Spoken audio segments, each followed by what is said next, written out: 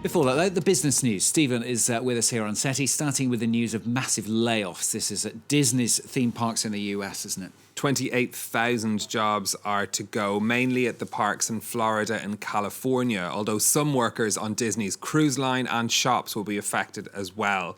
The company says 2/3 of those losing their jobs are part-time workers. Tens of thousands of theme park staff had been furloughed by Disney for the past 6 months. The two resorts employ around 110,000 people in all. Now, while Disney World in Florida has been able to reopen, the state of California has kept theme parks shut.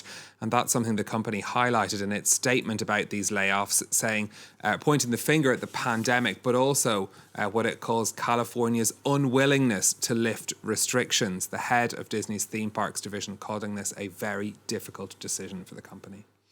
Well, like many of us, investors, of course, were also watching that US election debate pretty closely, weren't they? Not sure how much sense they would have got out of those fractious exchanges. There wasn't very much probing of economic or financial issues during the debates, and not much to move the markets, as there was no clear winner. Trading in Asia looking instead at things like the new data on China's manufacturing industry showing a pickup in activity in September. The Nikkei in Tokyo down over 1% a short time ago, falls 2 in Shanghai and gains in Hong Kong. The Kospi in Seoul is closed for trading today.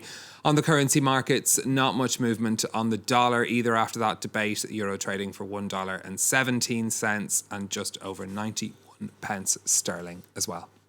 Let's move to Germany for our next story. The first motor industry executive is facing trial there over the Dieselgate scandal. It's been 5 years since it first emerged that car makers had been cheating emissions tests using so-called defeat devices.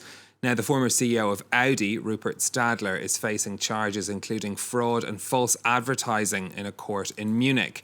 While 2 executives from Audi's parent company Volkswagen have been jailed in the US over the scandal, Stadler is the first leading figure in the company to face trial in Germany. If he's convicted, he could face up to 10 years in prison. Into France next. Some drivers here really rushing to buy electric cars.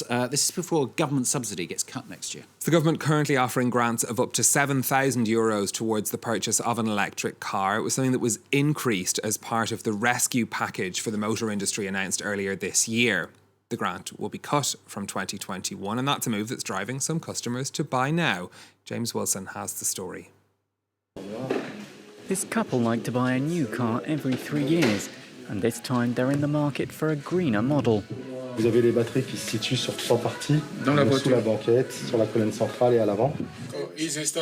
But they've learned that the subsidy for electric vehicles is soon to decrease, so they've had to speed up their purchase.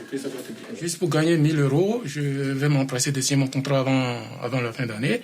A purchase of an electric car in 2020 worth €45,000 will receive a government subsidy of €7,000.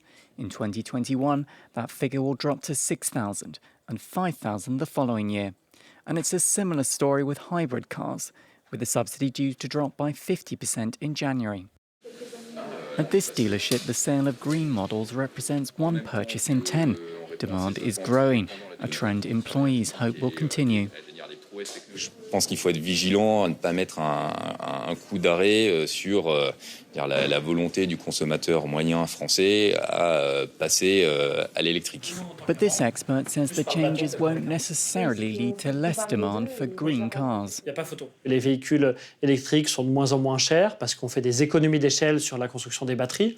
Et donc, le gouvernement considère qu'il y a moins besoin de combler cet écart qui baisse. Et donc, on s'achemine vers une baisse assez douce du bonus pour les véhicules électriques. Meanwhile, the state is also planning to impose higher taxes on the most polluting models of cars. The American bank JP Morgan Chase is to pay $920 million over market manipulation allegations. The fines relate to trading on the precious metals in US bond markets. It's the biggest ever settlement the US commodity trading regulator has agreed. JP Morgan admitted to wrongdoing and said the traders concerned were no longer working at the bank.